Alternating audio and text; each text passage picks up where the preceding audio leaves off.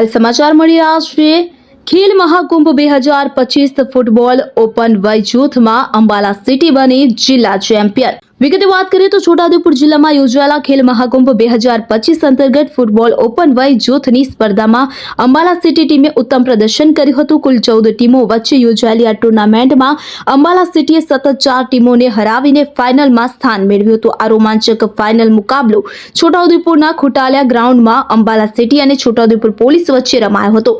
Match દરમિયાન બંને ટીમોએ ઉત્તમ રમત રજૂ કરી હતી। અંતે અંબાલા સિટીએ 1 સ્કોરથી વિજય મેળવી જિલ્લા ચેમ્પિયન બનવાનું ગૌરવ મેળવ્યું હતું।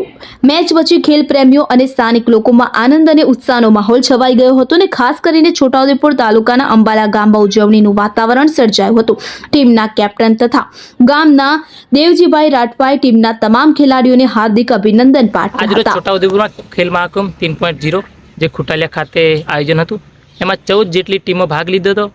એમાં અમે 4 ટીમોને હરાવીને વિજય પ્રાપ્ત કર્યો છે, જેમાં ફાઇનલમાં Gujarat police versus Ambala city, એમાં 1-0 અંબાલા સિટી વિજય પ્રાપ્ત કરે છે।